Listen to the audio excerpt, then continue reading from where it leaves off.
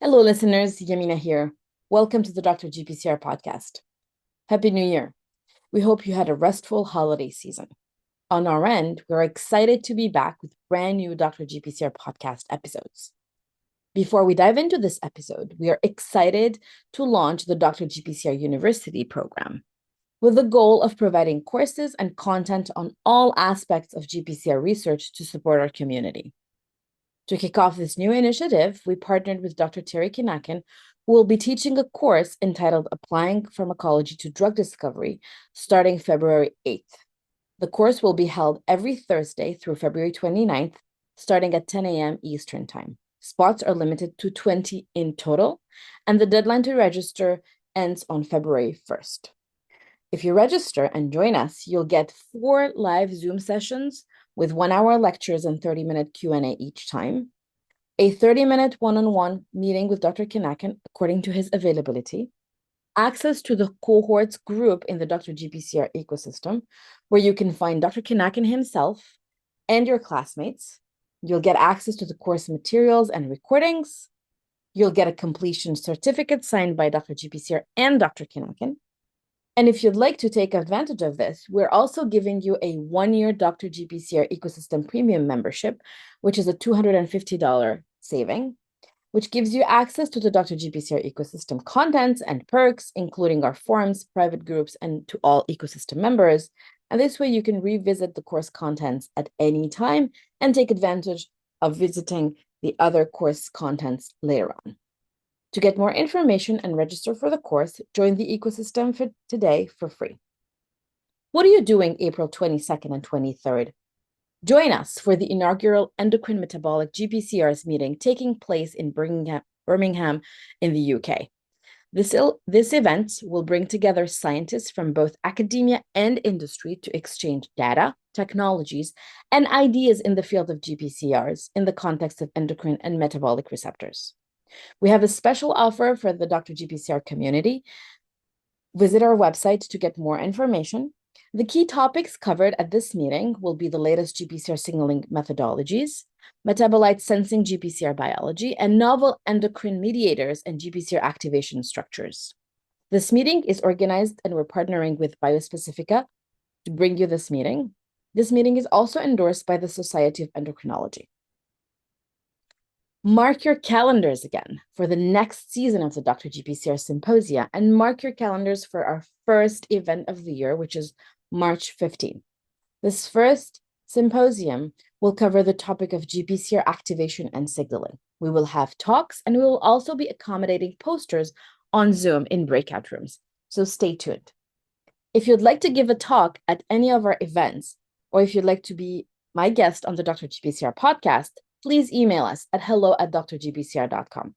And now let's dive into this episode.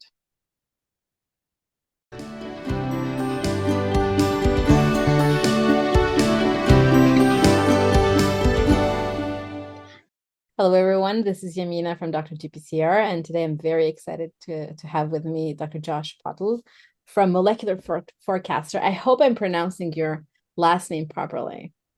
Pottel. Pottel. Okay, there you go. So there you go, Josh Pottel. Very good to have you. Very good to see you, Josh. Same, Yamina. We just bumped into each other at the DOT a couple of weeks ago. Yeah, and I think I saw you at the previous DOT as well. So it was nice to catch up, and here we are yet again. Exactly. And it's a small world. So why don't you start us off with an introduction and tell us who you are and what do you do? Sure. So I'm Josh Pottel. I'm currently the CEO of Molecular Forecaster. We're a startup based in Montreal, focused in computer-aided drug design. We're a research as a service company working with small biotechs all the way up to big pharma, providing our own technology and then providing that along with our expertise as a service. So working with companies to bring really early stage programs through to various inflection points along the drug discovery pipeline. People might be wondering, what are you doing on the Dr. GPCR podcast? So how about you run us through your story as a scientist so that people can understand what are we doing here today? There is a connection. There is a connection beyond just seeing each other at DOT. Yeah.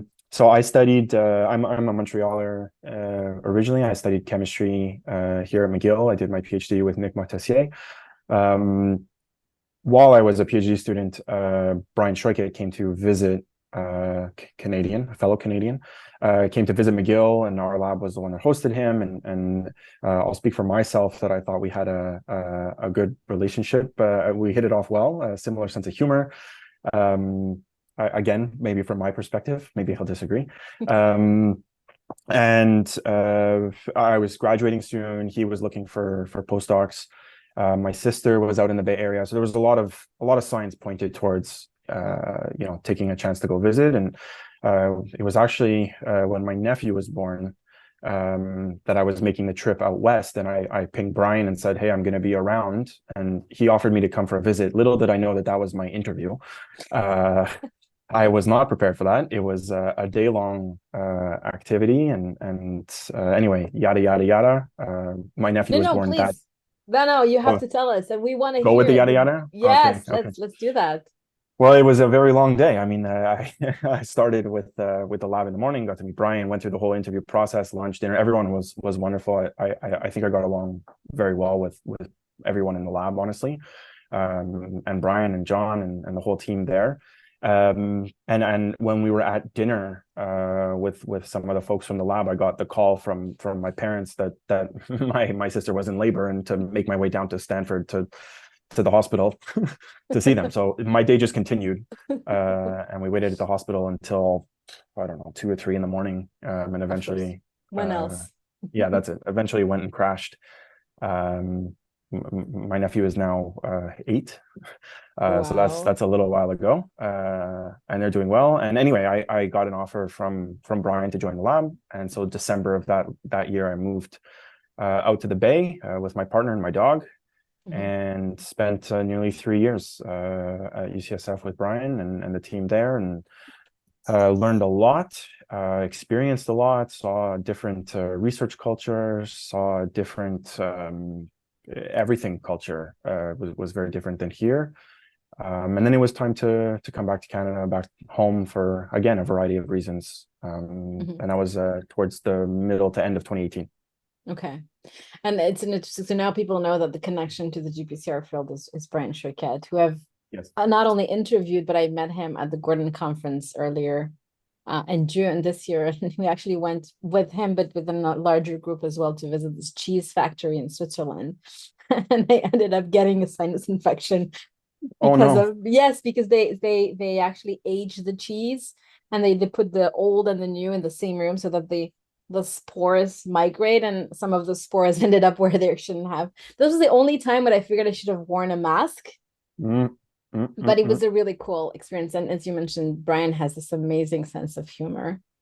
Yeah. Did he have a lot of factoids about cheese? I feel like he would have just random factoids about whatever you were.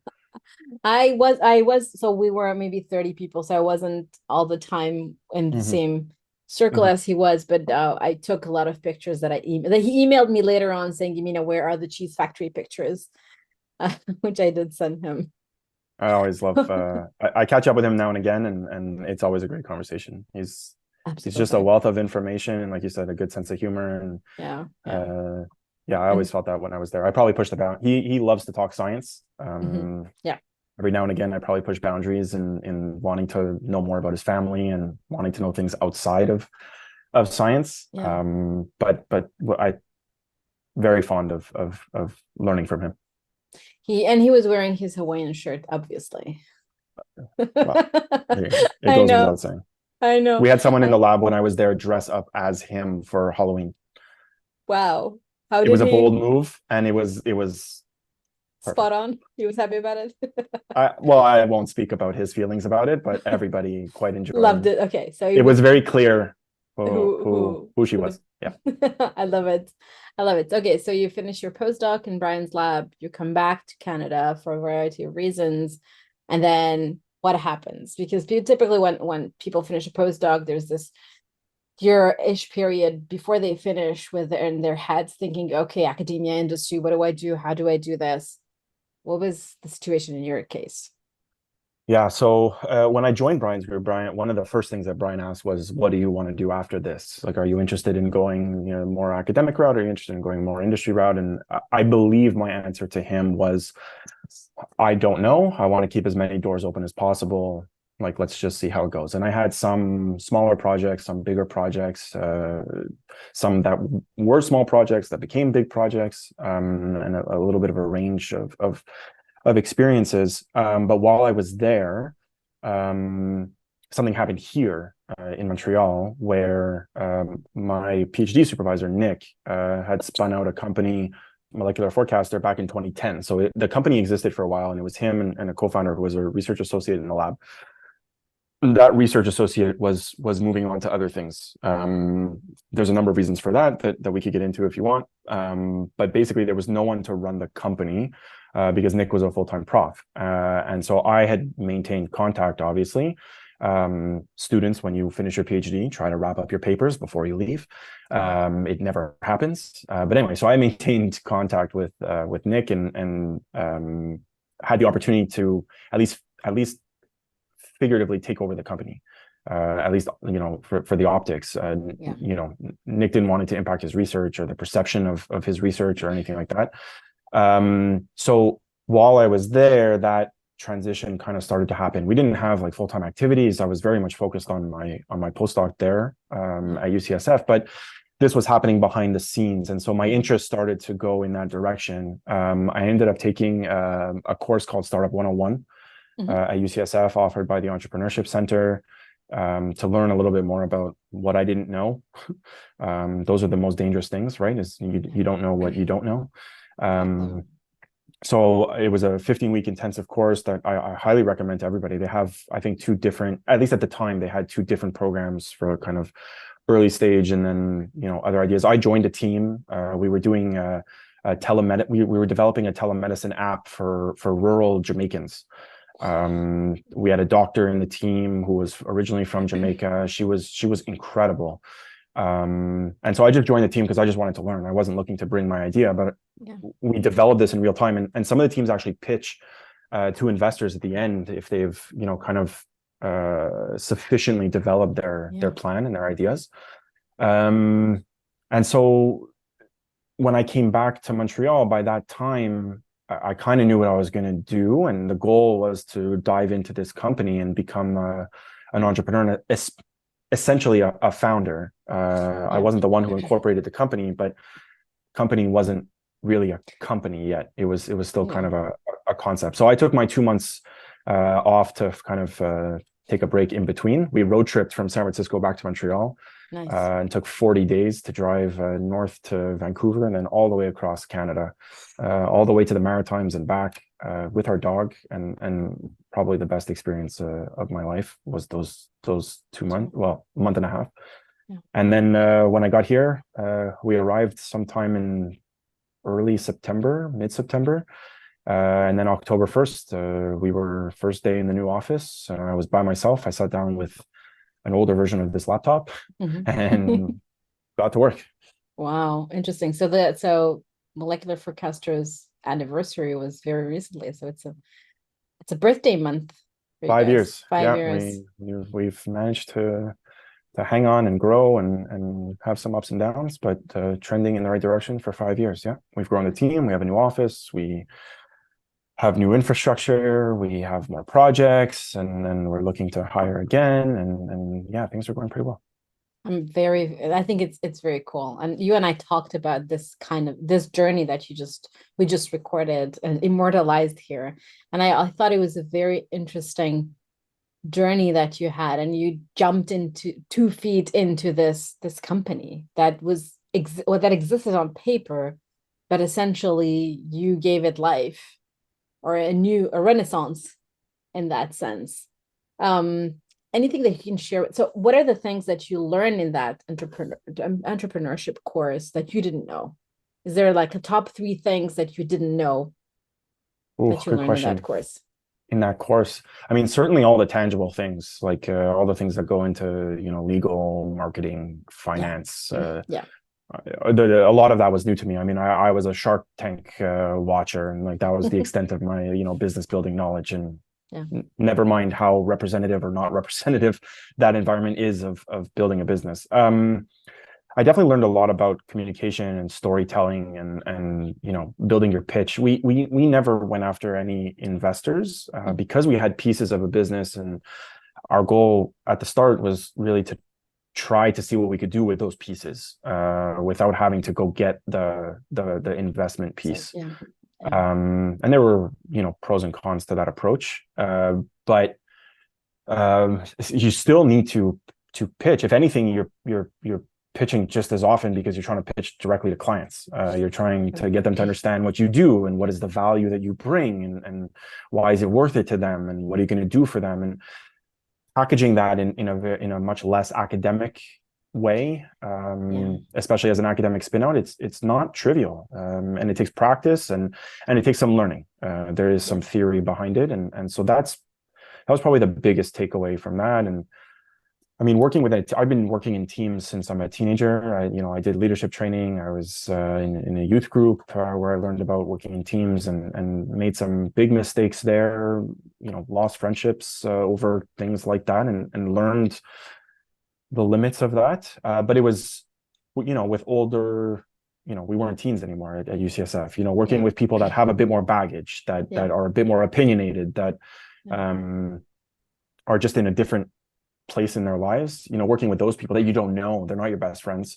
That was also a good learning experience, and how to work with others, how to, when to be a listener, when to speak up, how to listen, how to speak up. And those are things that I still work on every day. I think you continue to practice those skills all the time, right?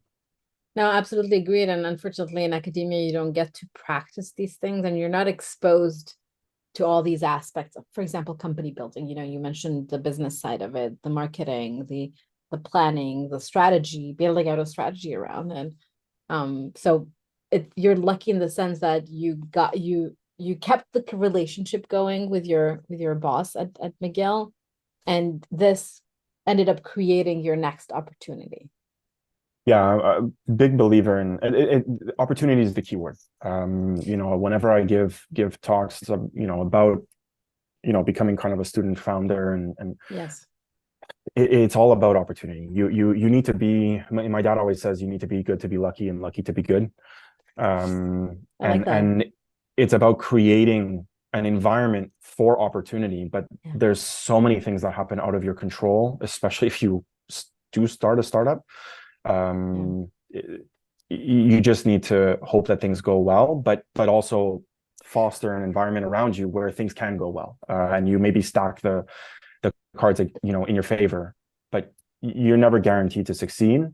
And in our industry, you're more likely to fail. The question is, how do you fail, and what does it lead you to next? And so, that opportunity is a really key word for me. I like that. I think opportunity, you're right. Opportunity just doesn't, nobody's going to come knock on your door and be like, hi, there you go. You didn't do anything, but here it is.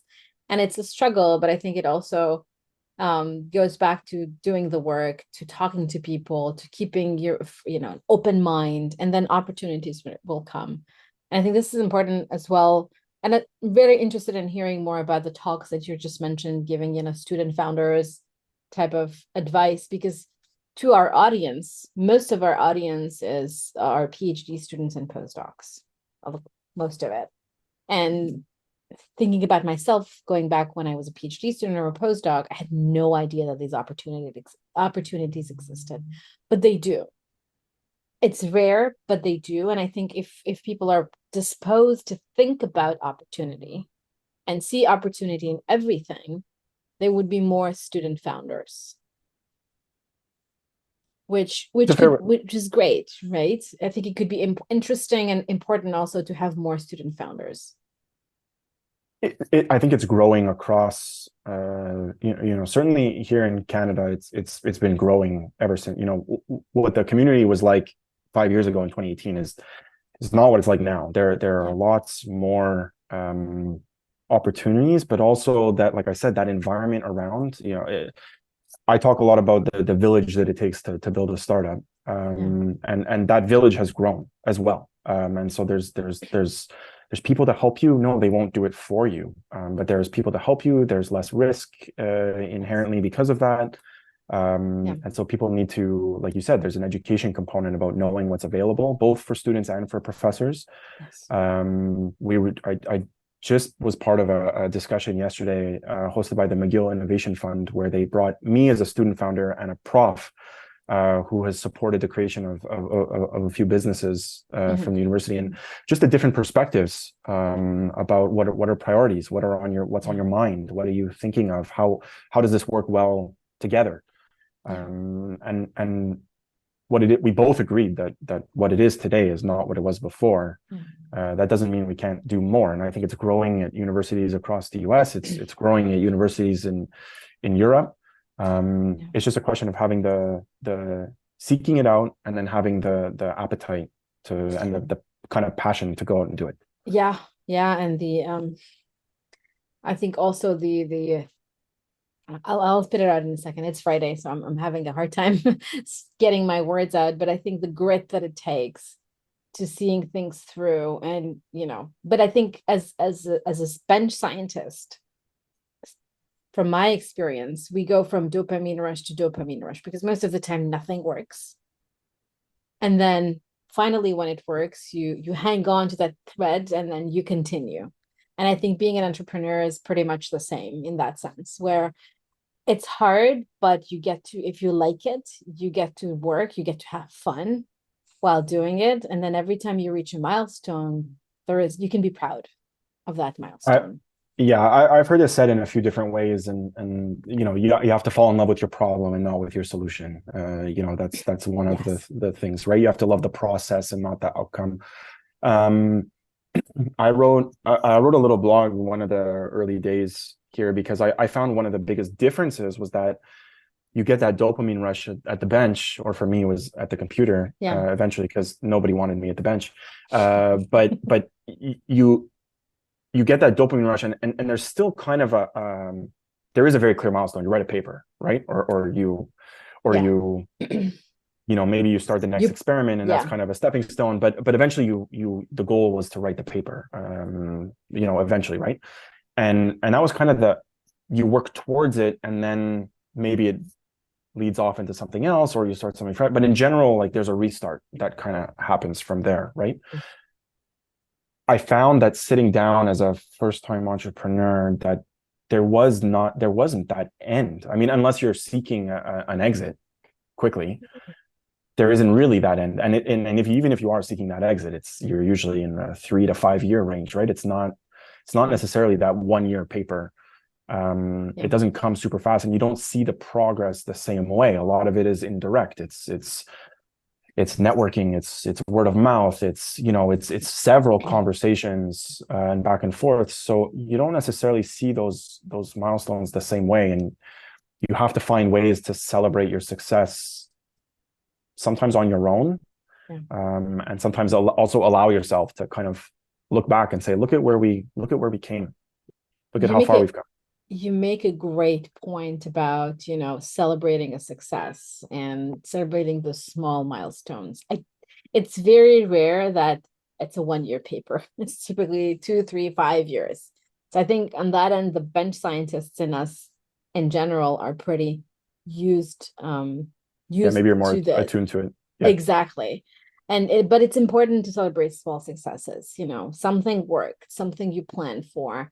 And the other thing that I was thinking about is what's very important is to be proactive, is to plan ahead and not to be reactive to things in general. But I think everything can go wrong, but if you plan for it and you have thought through the different problems and the different ways this thing can fail, and if it happens, hopefully it won't, knock on wood, you're prepared for it mentally. So the only thing I would say is I think that academics writ large, there are some that won't. This is a generalization, so let me be clear. But I think that scientific research is so by design, it's fairly you can use the word rigorous, but it's well planned out, well designed, Yes. and the experiment may fail, but you've planned it out, and then you have next steps from there. Exactly. I think one of the pitfalls for student founders is to try to plan everything. At some point, you need to accept a certain amount of unknown, a certain amount of risk, and kick off the experiment and try and just dive in and be ready to pivot, be ready to change, be ready to accept that something isn't working. I guess that can be part of your plan, but you could spend forever trying to map out exactly how something is going to go for the next month, 3 months, 6 months, year, and so on. And on day 2, you're going to be revising your plan. It doesn't work that way. Absolutely. And I think, yes, I think you make a great point. I didn't mean to say, plan out everything to the details, but you need to have a high level. But some do that. Some do that though. Okay. Oh, really? They want that sense of comfort. It brings them a sense of stability and of comfort. And like, I'm not judging on that. Everybody's different, but that isn't inherently a roadblock to starting something up, because the only thing that is preventing you is you starting. Absolutely. And to that point, I think the important thing is not to get lost in this analysis paralysis situation where you're like planning and paralyzed at the same time. And yes, it doesn't have to be perfect. And the other thing is that consistency is key. You can't say, oh, I'm going to work 5 hours on it only, and then in a month I'm going to do it again. It's every day, the 30-20 minutes that makes the change, that brings that change, that gets you to where you need to be. And it's important, no matter what the project is. I mean, even with Dr. GPCR, I don't work on it every day. I don't, it's just the small things. Yes, it took some planning, some thinking to come up with the concept, to come up with the ideas, to come up with the different programs. But once we had an idea as to what we wanted to do, then we just did it. And along the way, we were like, oh, we were missing this. Or we went through an event and we realized, actually, we need to change the way we do it because here are the problems we didn't think about.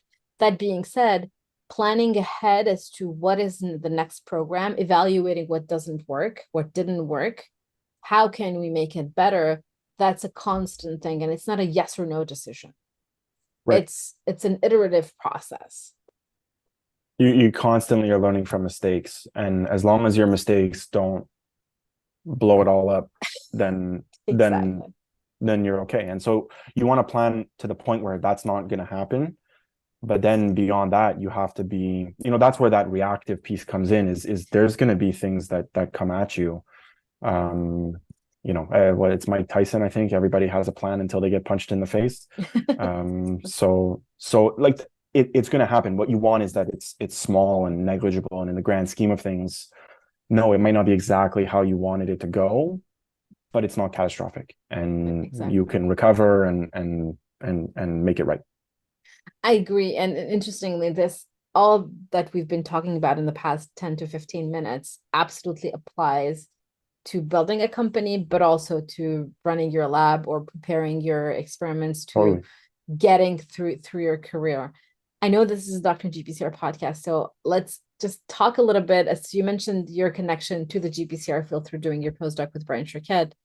Yeah. But I just want to hear more a little bit about your work on GPCRs, and also happy to hear more about how do your days look like now as a CEO of Molecular Forecaster? Sure. I'll start with the technical so that we can put some scientific content to this, yes. Which is, I think, what brought us here in the first place. So I was exposed to a bunch of different GPCR research in Brian's lab, but while I was there, I was doing more what we call ligand-based discovery. So I wasn't as hands-on on the structural work, but I was bringing that experience from my PhD. So I was contributing, through meetings and just providing some guidance in when we were having project-wide discussions and things like that. But I learned a lot about GPCR biology. Let's say writ large. Maybe that's a misnomer, but we'll call it that. That I wasn't really exposed to while I was doing software development in a chemistry lab.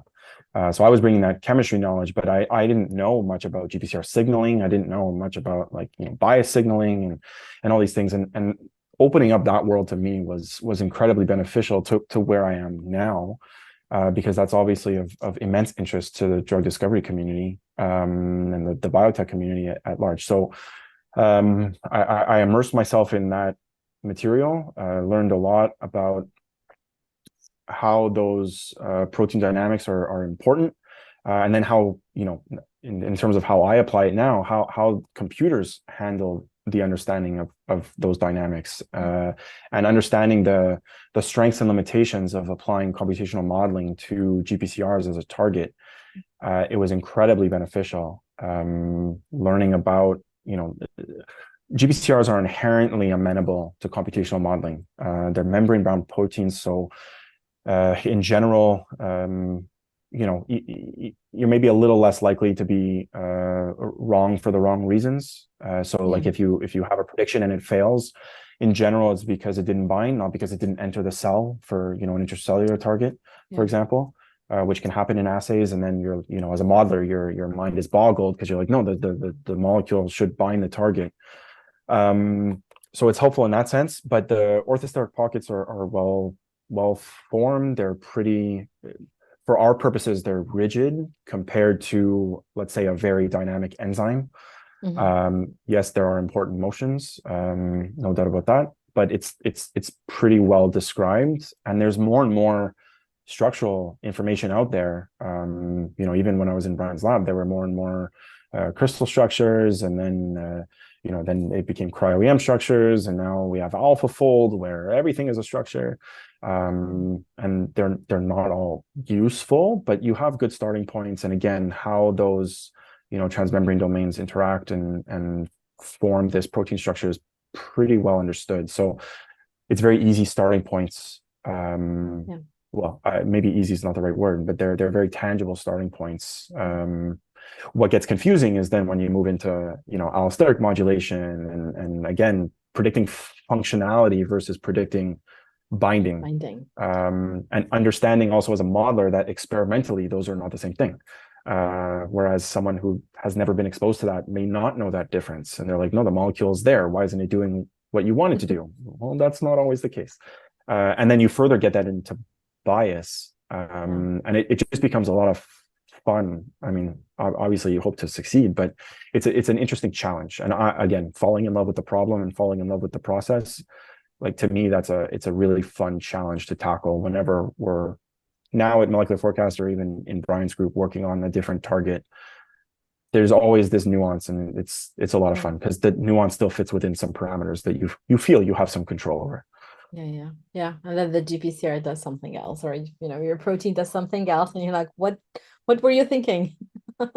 Well, even at the DOT session, I mean, it just looking at the challenges that people face with these targets about, whether receptors internalize or whether they dimerize, and those effects, and how it causes a change in signaling pattern. Like, we as modelers tend to reduce our world so much to, an amine interacting with an aspartate, and we don't always have that big picture view. And I learned a lot. My learning started on that in Brian's lab, and I'm still learning. I mean, we were at DOT just a couple of months ago, and like, there's still new knowledge coming to me. Granted, I don't have the same time to invest as I used to in reading up on these things, but it's invigorating. I love that. It is, and it also gives, I think, based on what you just mentioned, it gave you the opportunity, not only working as a molecular forecaster, but also in Brian's lab, is to interact with people who complement your skills. Yep. Where, you come up with a molecule, like, well, it's supposed to bind, and then you have the biologist at the bench who says, well, yes, but here is the data. And I think that also gives you perspective. And there's also that challenge, but also the positive in that challenge is to learn to speak the same language. A really important one, especially as a modeler. It's something that we stress a lot now in our day-to-day is speaking the same language. Like, I'm a chemist by training, and that was something that I felt I brought as value to Brian's lab. Brian's a chemist also, and John is a chemist, but then most of the lab, I don't think anybody else when I was there was like kind of formally trained in chemistry, and is the same comments, right? Is this ligand should bind? And you're like, well, no, that ligand is actually like this bond is not physically possible. And like, software has contorted this to make it fit, but that's not realistic. And being able to explain that to someone who's more biology focused or more, computational sciences is huge. We talk a lot about being bilingual, trilingual, and being able to explain what you do to somebody else. And it's one of the biggest value adds that we bring in partnering with a biotech, because in general, we're working with groups that don't have the computational expertise. They're chemists or they're biochemists, and we have to explain what we do in their language. And it's a huge asset to understand their challenges, understand the domain in which they're living in, because then we can convey, well, here's our challenges as a result. Like, here's how this translates in what we do. And we've got great feedback that makes for very fruitful conversation and easy conversation, which we know from examples can be very difficult. People just talking past each other where they don't understand their challenges. Yeah, and sometimes people saying the same thing but in different languages. And then, you have this tension and you're like, yeah, but this is exactly what I've been telling you, but in my own way, from a biologist perspective, and the other one from a dry lab, from a model. And it can be too late by the time you figure it out. Yes, because by then, time has passed or the relationship is already soured out because, so I think it's a challenge, but it's always important goes back to opportunity, goes back to making yourself available, to going out there, to talking to people you never know. And also consistency. I think it goes also back to, you mentioned that in the beginning, and I think this is the second time I'm mentioning it, that you are where you are today because you kept in touch with your PhD mentor. And you never know when an opportunity comes. And if you keep in touch with people, you may be able to help them. They may be able to help you. And it's not something that happens overnight either. Yeah, you learn in running a business that timing is a huge element that you have to play around with, and you generally don't control. Again, you can foster some circumstances and a situation that you hope will evolve, but timing is everything. There are companies that would start today. Like if you tried to start Facebook today, like it would not be the same. So context is everything, and we started our business at a time that frankly, the business itself was started in 2010, and it was a horrible time. Montreal had a very vibrant pharma R&D community that all left, during the recession, 2007 to 2012, 2013, like everybody moved out. Merck Frost, BI, AstraZeneca, eventually Vertex, they all left. And we were left with this kind of burned down forest that started to, when a forest burns down, you have these biomes that emerge, and that's what happened. Montreal is very well known for its chemistry expertise here, and you had these spinouts that started to emerge, these service providers, some of which existed, some of which started then. You had biotechs that started then and have continued to grow. And starting our company in 2010, like maybe we would have had some success, but people were on the way out. It was a downward trend. And so frankly, maybe if we would have started really ramping up, we may have plummeted pretty far, but we were able to kind of, just exist under the surface for a little while. And then, 2018, there was someone available to kind of dive in full time. The market around was starting to reemerge. There was a big focus on the more involvement in computers, even though those of us in the field know that this was back to Brian's supervisor. Not to say that Brian's old, but that's a long time ago. This is like a 40 years old field. It's not novel. And so starting in 2018 was the right time for us. And if we would have started in 2022, I don't know, maybe it'd be better, but it would be different is the point. Yeah. No, agreed. And it goes, same thing for Dr. GPCR. I mean, I recorded the first podcast in February of 2020, not knowing that the pandemic is looming around, and a month later we were in lockdown. So it turned out to be a good thing at the right time. Yeah, I'm especially around then, I was asked a lot about how the pandemic affected our startup growth. And the one thing that I found in retrospect was the pandemic really slowed everybody else down. It didn't necessarily help us directly. I mean, I don't think that we should say the pandemic really helped anyone, Yeah. but as a business, it brought everybody else to a much slower pace. And because we weren't seeking that investment, because we didn't have that kind of accelerant to our Yeah. growth, Yeah. we were able to catch up and learn on the fly Yeah. as a result. Yeah. But like you said, we didn't plan for that. My son was born during the pandemic and was not planned as he wasn't a pandemic baby. It was, Yeah. it was before, he was due in May, Yeah. you know, It is what it, yeah, exactly. Yeah, and Dr. GPCR was not also born because of the pandemic. right, It right. just happened right before, and I never thought that, you know, we'd So be again, with imagine you have that like 1 year plan, starting in February, and then you turn around, what was it, March 10th, and e- everything is shut down. exactly, Yep, exactly. So no, yep, no, exactly. And it goes back to just go. You have an idea, try and think about, okay, where do you see yourself in 5 years, whatever the next 5, 10 steps ahead of you, but you don't have to go into details. that's it. Just go. The Right. details, yes, I'm not saying that you never have to go into details, but if that's the barrier for starting, just go. Yep, agree. So I think you asked about like what is kind of my day to day Yes, now as a CEO, right? yes. So it's evolved over 5 years. In 2018, it was just myself and Nick, and Nick was a full-time prof. So Yeah. our offices weren't by McGill, so it was pretty lonely. I was doing a lot of the research Hmm. then. We were, working with a couple of projects, but wasn't much. And I was pretty hands-on in the work. And slowly we started to grow, and my role evolved to be, uh, you know, less contributor, more manager, and then from more manager to more leader. Okay. Um, and now it's more strategy. It's more. I still like to be involved in the brainstorm and in the Hmm. scientific discussions. Like I said, I enjoy them. I happen to think I'm pretty good at that ideation stage of innovation. But I'm not doing much of the implementation. We have a team now of our team as a whole is 8.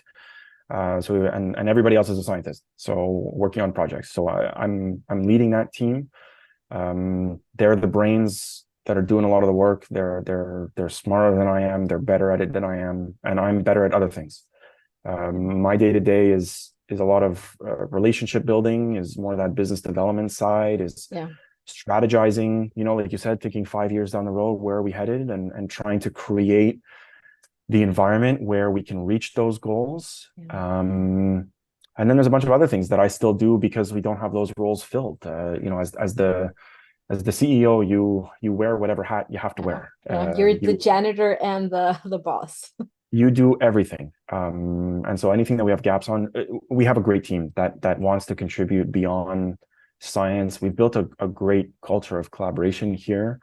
Our team is on site, which is a really nice benefit. I'm very supportive of remote work, and we don't force a team to be here every day, every week.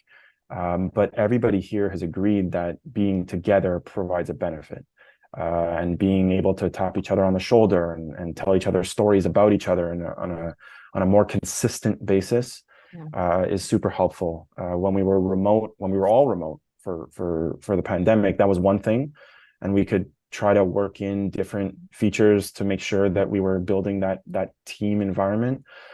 But I've found it very difficult when we're hybrid. When some people are together and some people are apart, it's really Yeah. hard to bring those people that are remote in. And so Yeah. we've had people immigrate. We've had people come here to be part of the team. I think I'm the only Canadian, at least by birth. Okay. There are other people that have, Nick got his citizenship. He's a Canadian citizen.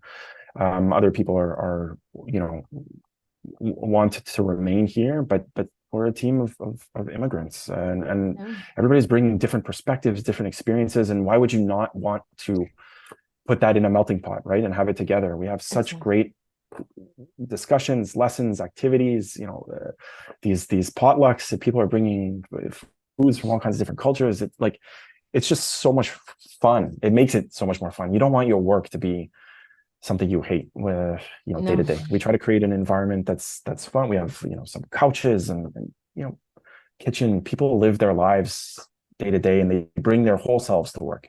Yeah. And so that's my role now, is to really foster that, think of that, and make sure that it continues, that it's not top down, that it Yeah. becomes bottom up. No, I think, I have nothing else to add. I think it's really cool, and you're right. And again, I'm gonna add some stuff to that, but you're right. Being in person is great because you get to see the person. You just don't, you see above the shoulder, like, you see the whole entire person. You can read their body language.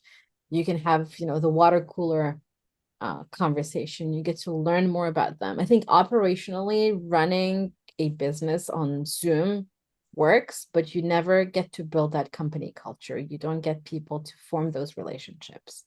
It's certainly challenging. I feel like some people have kind of figured out at least ways to improve it. Maybe it's not the same, but ways to Yeah.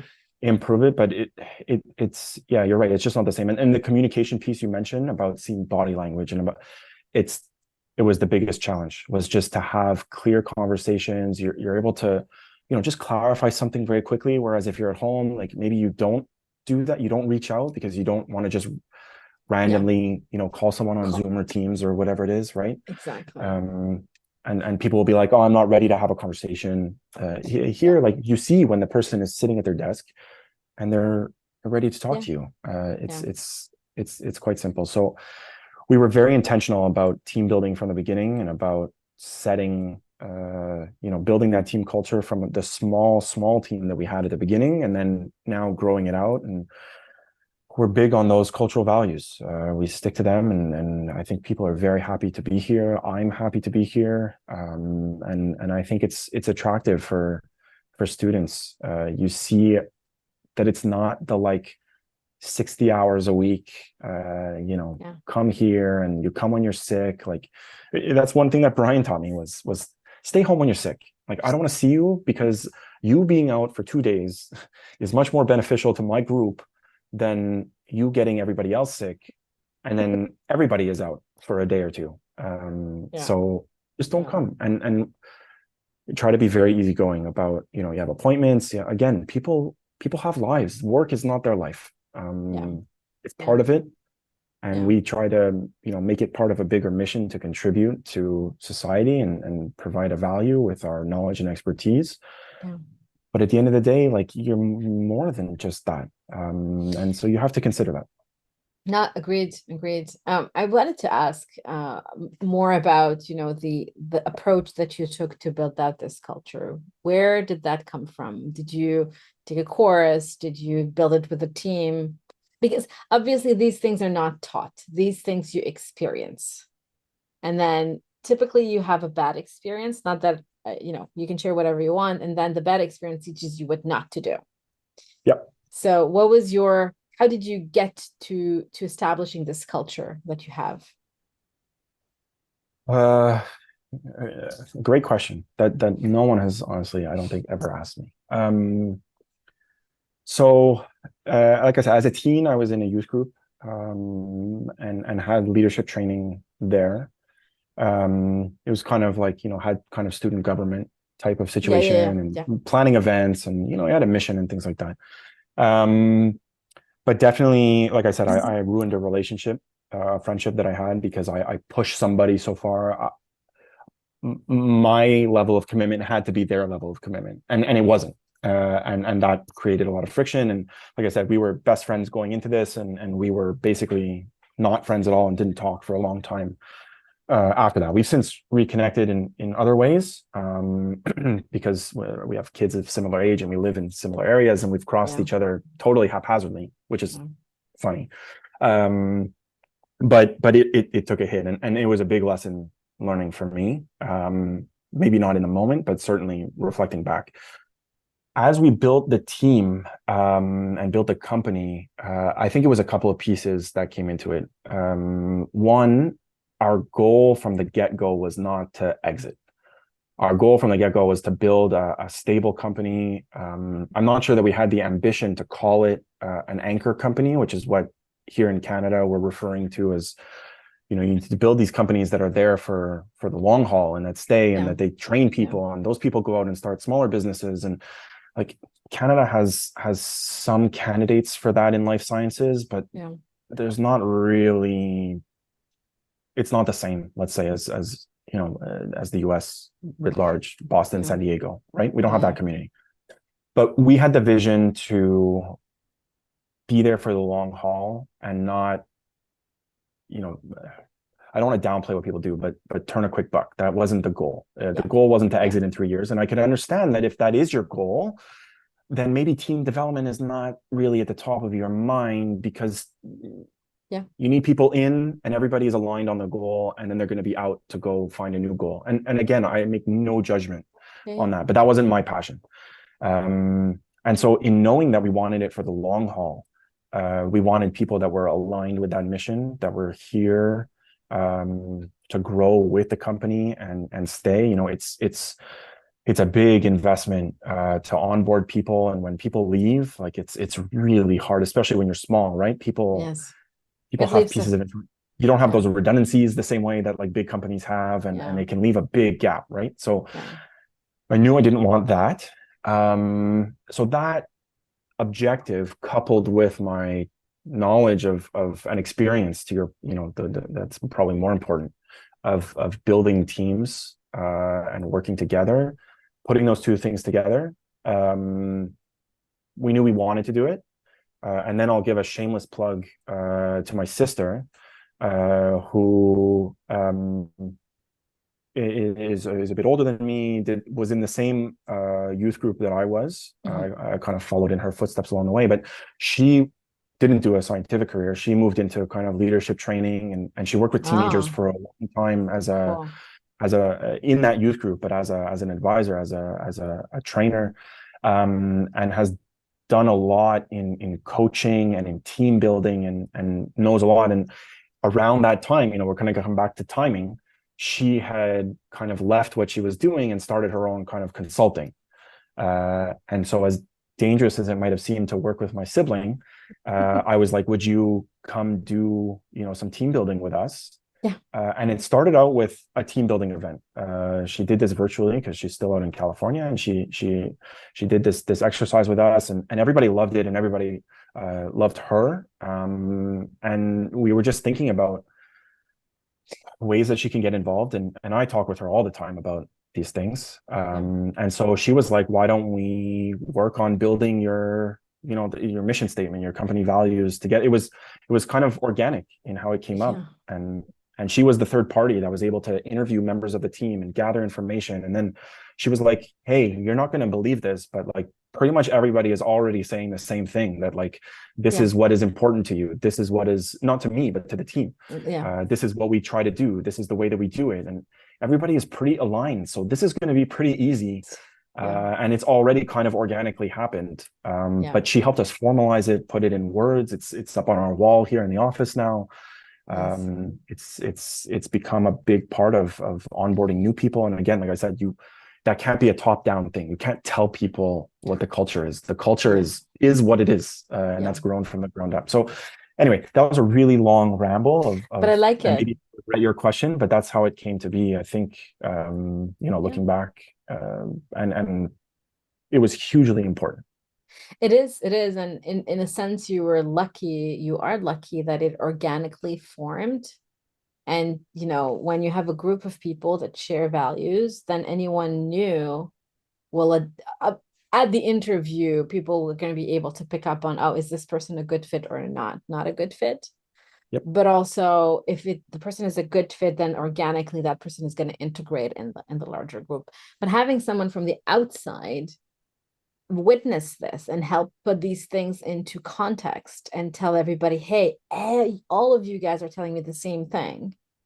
I think it's very important for the entire team to kind of better appreciate this, or to, I don't know, it's shining a light It's on also objective. Like even if it wasn't the same, it's just an yeah. objective view, and it's somebody that can give Yes. you, Yes. a non-tunnel vision view of Exactly. what you're Exactly. doing. Exactly. The Um, fact that the values were shared, it's a top, like it's the cherry on top of the cake. It's perfect because then you barely, quote unquote, you always have to obviously work on it, but yes, you start with a good foundation. that's a great way to put it. Because we do constantly work at this. There are times where in projects we point to it because your values are supposed to be there for when you need a hard decision. You Yes. got to make a hard decision, right? Like you said, it is organically part of who you are. But then there's those moments where you question, okay, what are we supposed to do here? And you're supposed to be able to point to that and say, this is what we should do. And it should be pretty clear. Yeah. And so we've done that a couple of times. But we're very and we have like some training opportunities where we kind of will reinforce or expand or talk Yeah. about related things. The biggest thing that hit home for me recently was at our 5-year anniversary. We had a little party Yeah. here in our office. It's also been just about a year since we've been in our office, so it was kind of an office warming because we had Mm-hmm. a bunch of work to do. Anyway, long story. Someone came up to me, and it was the first time that they had been here, and they saw the values written on the wall. And we had been working with them for a little bit, and she said to me, I'm reading it here, and I could have told you that this is who you are, and this is who your team is, and this is what you adhere to, and Yeah. like it's amazing that like it's here in writing, and this is what we live. And Yeah. there's no greater, you want to talk about like Compliment. those small wins and those small Yeah. victories, and looking at them like that's it's a quick interaction, a Yeah. 2-minute conversation, but that's like we're doing something right, things are going Yeah. well, and you need to savor that. And I think about it often since then, that's such a great sign of success for me. It's really important to me. No, agreed. Agreed. All right. Last top three questions, or last three questions. Top Yeah. three aha moments that defined your trajectory. um Top three aha moments, And scientifically or doesn't matter. It can be scientific. Anything that you think changed your trajectory and got you to where you are today. uh I don't know, probably It doesn't have to be three. I think one that came through this conversation is really keeping your connection yeah, with no, Nick.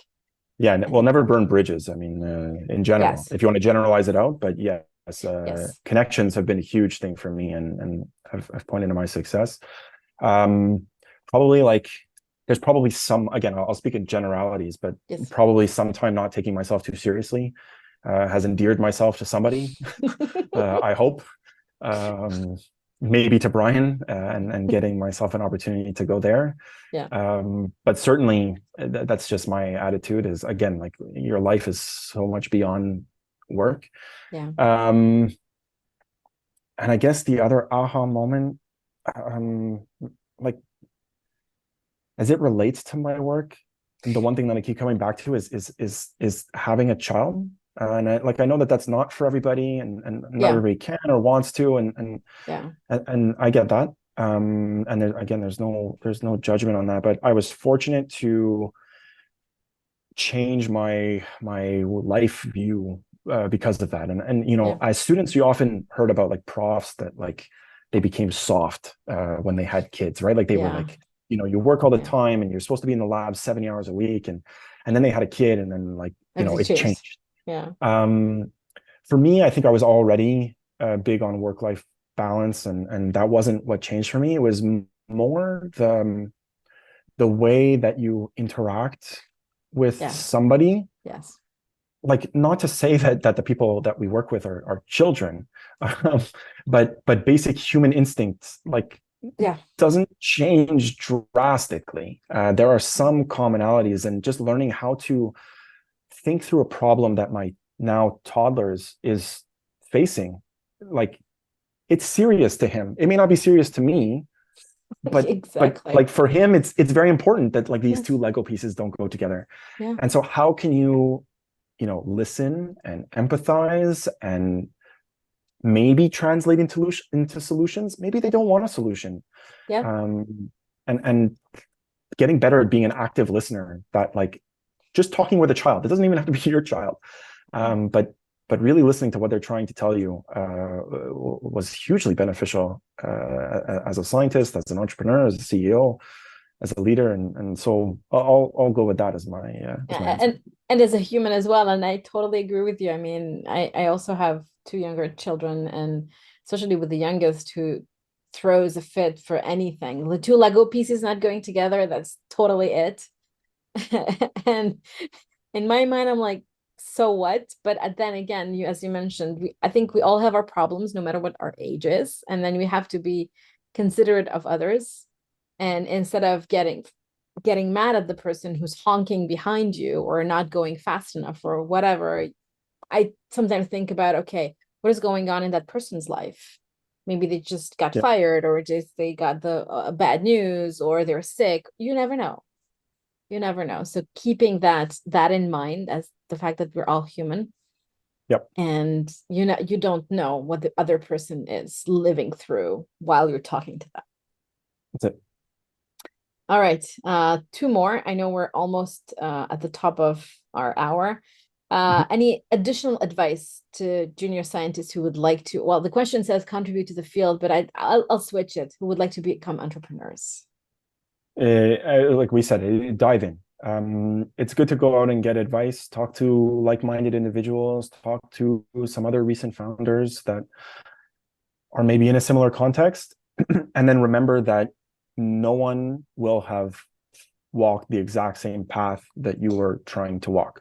Yes. So take that advice in, take in those opinions, keep the ones that try to frame their opinion in your context, keep those closer.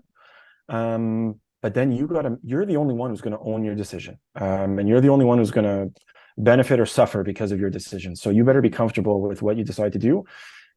And then like take a chance. It can be scary, and but there's a support net available to you. It's up to you to go get it. Yeah. And there's this picture where it says, your comfort zone, and the magic happens right out of there. So I think it goes to that. Just get out of your comfort zone. Last question. If and when you have job ads or job openings in your team, where can people find you? So I'll say two things. One, you can find me on LinkedIn. I still call it Twitter. I call it Twitter. I still call it Twitter. Don't quote me.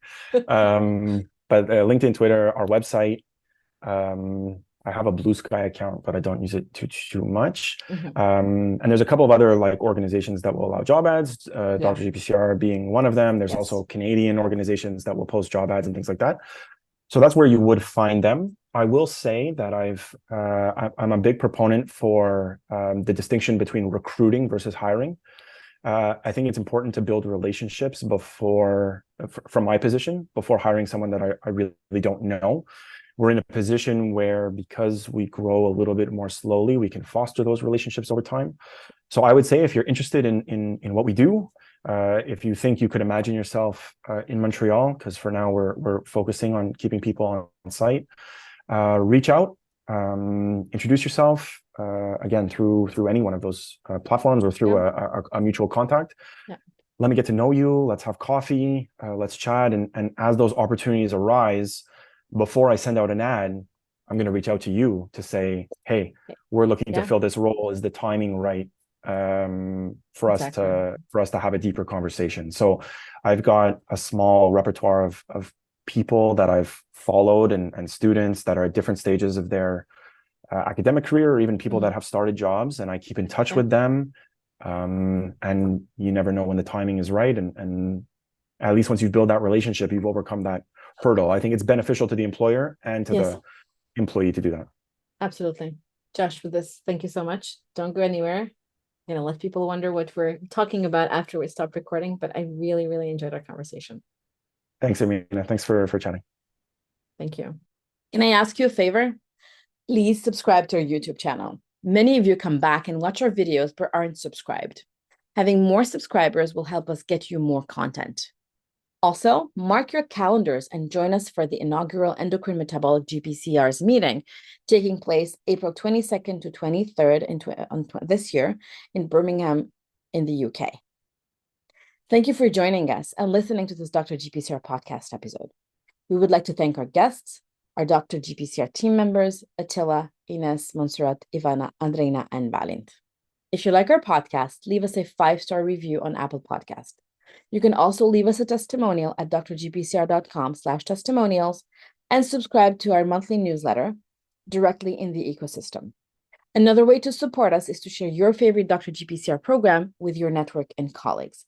Don't forget, we're also starting up the Dr. GPCR University. So if you'd like to join us for Dr. Karen Atkins' class, or you'd like to teach a class, please don't forget to reach out to us at hello@drgpcr.com. Until next time, stay safe.